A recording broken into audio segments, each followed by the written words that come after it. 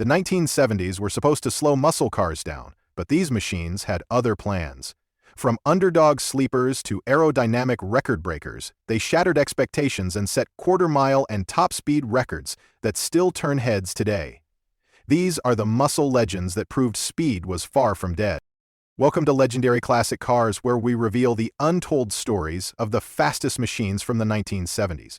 In an era of tightening emissions and rising insurance costs, these muscle cars broke the mold, setting speed records that defied their time. We'll dive into the builds, the engines, and the legendary runs that made them iconic. Top 1 1970 Pontiac Firebird Trans Am Ram Air 4.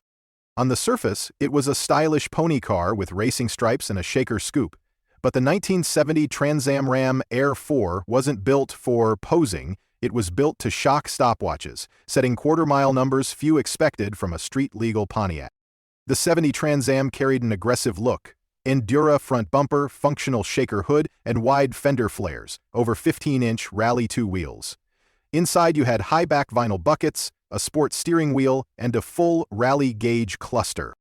Under the hood sat the rarest heart of all the 400 cubic inch Ram Air 4 V8, underrated at 345 horsepower, but built with round port heads, a high lift cam, forged internals, and an aluminum intake. With just 88 units built in this configuration, it was unicorn rare.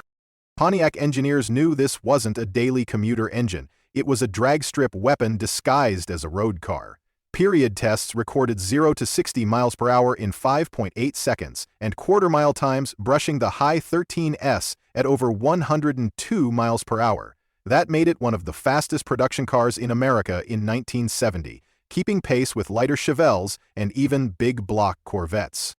With so few produced, the Ram Air IV Trans Am became an instant collectible. In the hands of a skilled driver, it could outpace heavier big block rivals, and its combination of handling prowess and raw straight-line speed set it apart from most muscle of the era.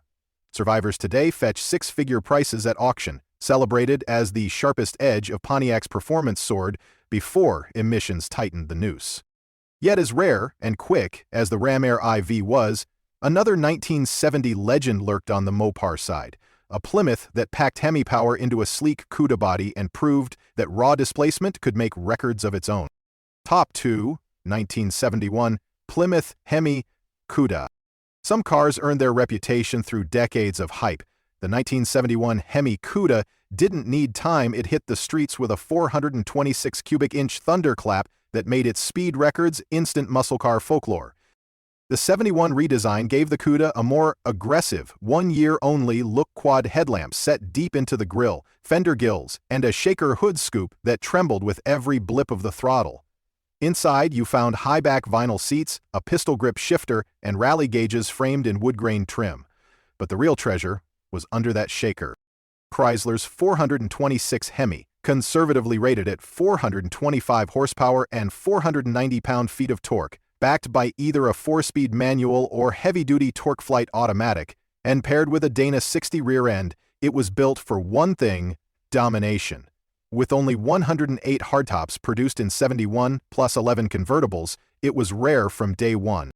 On the strip, the Hemi Cuda proved it was more than a pretty face. Period tests clocked it at 0 to 60 miles per hour in about 5.6 seconds, and a quarter mile in an even 14 at over 102 miles per hour on street tires. Blisteringly quick for the early 70s. With slicks and minor tuning, many owners easily dipped into the high 13S. The car's combination of brutal straight-line acceleration and menacing looks made it a terror both on Woodward Avenue and at sanctioned drag events. Its low production numbers and fearsome reputation have pushed the Hemi Cuda into the upper stratosphere of muscle car collecting. Restored examples now command seven-figure prices. Back in its day, it cemented Plymouth standing as a serious contender in the horsepower wars, even as emissions and insurance pressures began closing in. But while the Hemi Cuda was pure Mopar muscle, Pontiac wasn't done writing surprise speed stories in 1973. They unleashed a Firebird that defied the malaise era, with quarter-mile times no one saw coming. Top 3, 1973 Pontiac Trans Am SD 455. By 1973, the muscle car era was supposed to be over, strangled by emissions rules and insurance premiums. But Pontiac's Super Duty 455 Trans Am didn't just survive, it set speed records that proved the Firebird still had fire in its veins. The 73 Trans Am wore aggressive lines, a deep Endura front bumper, functional shaker scoop, and a large Screaming Chicken decal that dared anyone to challenge it. Inside, you got high-back buckets, a turned aluminum dash bezel, and a full, rally-gauged cluster.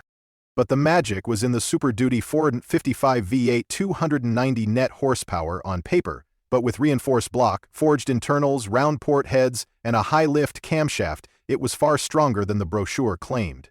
Just 252 Trans Ams received the SD455 that year, making it one of Pontiac's rarest street weapons. Despite being born in the emissions era, period tests recorded 0 to 60 miles per hour in just 5.4 seconds, and the quarter mile in 13.54 at 104.3 miles per hour performance squarely in big highway territory. The SD455 didn't just match the best of the late 60s, in some cases it beat them. With its heavy-duty internals, it could handle modifications that sent horsepower soaring without losing reliability. In 1973, the SD455 was a statement Pontiac wasn't giving up on performance, even as competitors detuned their engines. The car's combination of rarity, brute torque, and handling finesse cemented it as a legend. Today's surviving originals are prized both for their historical significance and for being one of the last true factory supercars of the muscle era. Yet Pontiac wasn't alone in keeping the muscle spirit alive over at Dodge. A long-hood, short-deck Challenger was packing Hemi heat that made its own mark on 1970s speed history.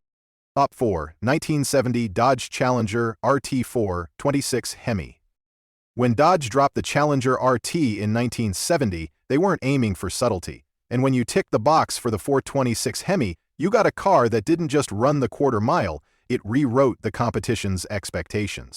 The Challenger RT was Dodge's answer to the pony and muscle car boom. Wide stance, long hood, Coke bottle curves, and enough grille presence to intimidate from a block away.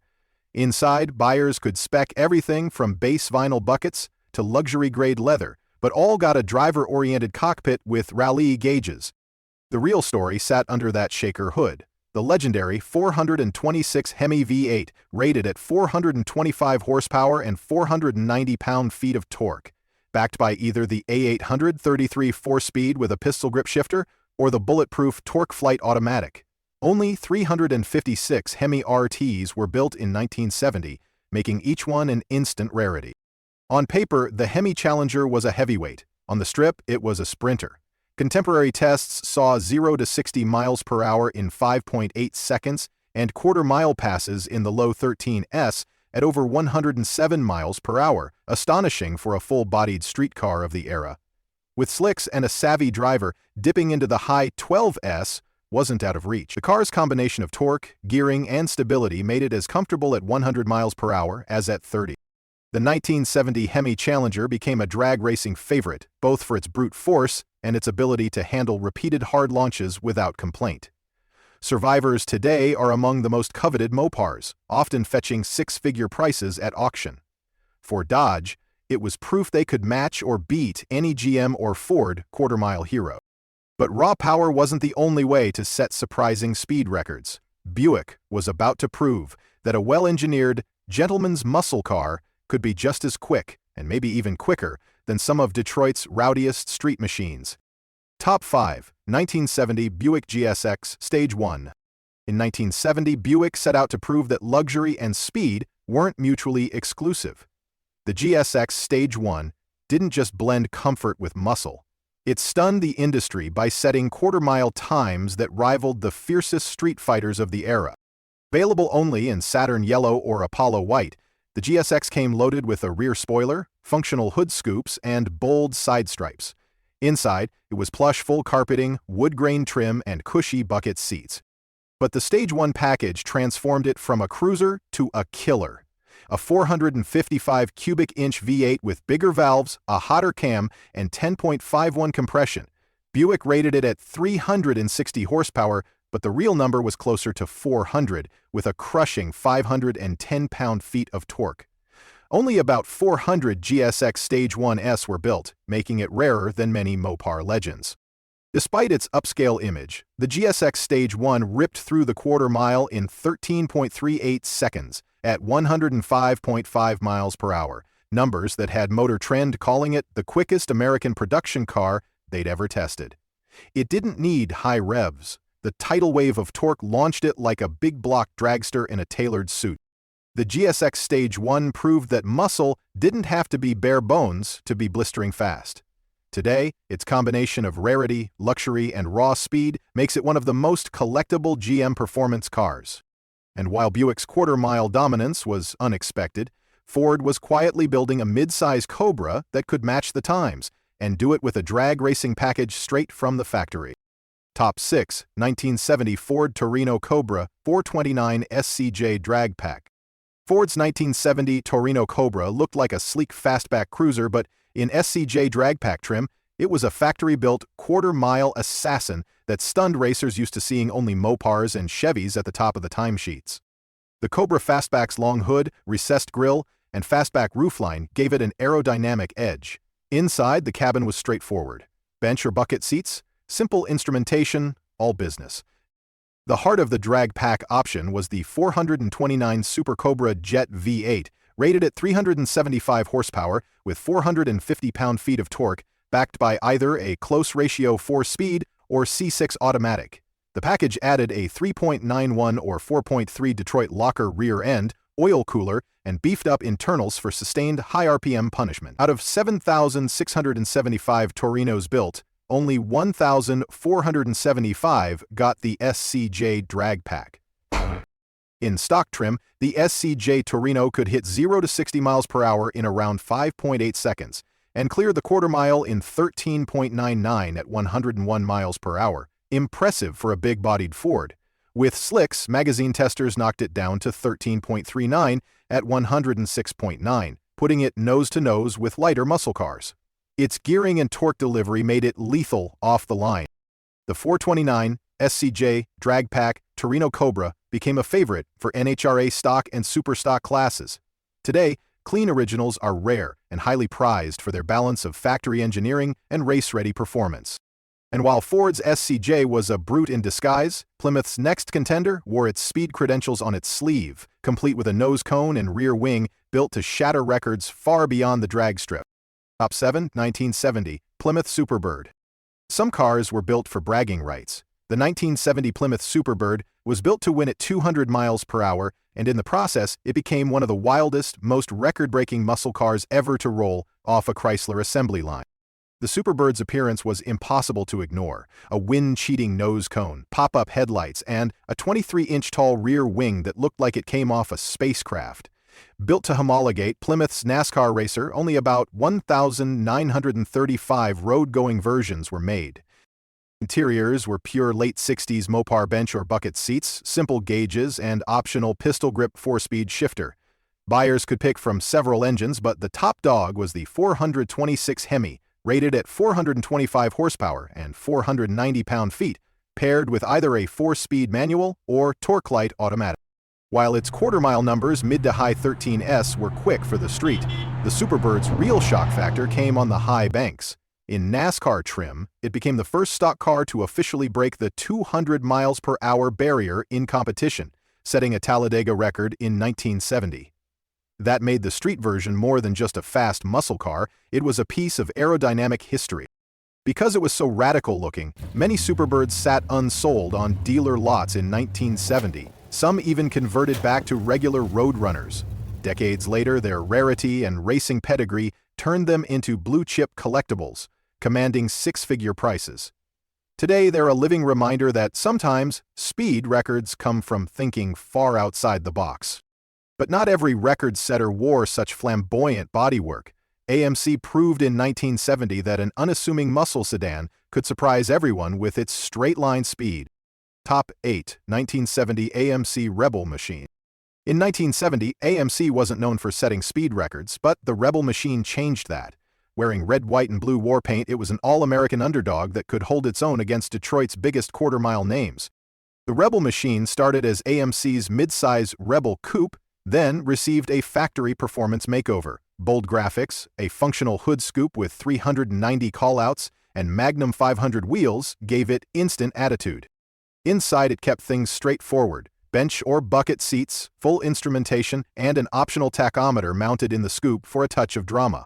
Power came from a 390 cubic inch V8 rated at 340 horsepower and 430 pound-feet of torque, paired with a 4-speed manual or automatic only. Only 2,326 machines were built in 1970, making it rare from day one. While it looked like a patriotic street cruiser, the Rebel Machine's gearing and torque made it a legitimate dragstrip threat. Period tests clocked 0 to 60 miles per hour in 6.8 seconds, and the quarter mile in 14.4, at 99 miles per hour, numbers that put it in direct competition with better-known big block muscle cars. With minor tuning, many owners pushed them into the high 13s. The Rebel Machine proved AMC could engineer serious performance without sacrificing everyday drivability. Its combination of rarity, distinctive style, and surprising speed has made it a cult classic among muscle car enthusiasts. Today, well-preserved examples are prized both for their underdog story and their ability to punch far above their weight on the strip. And while AMC's machine was making its mark, Oldsmobile was busy crafting a luxury muscle car with a W30 package that would shock racers with its brute torque and quarter-mile time. Top 9. 1970 Oldsmobile 442 W30.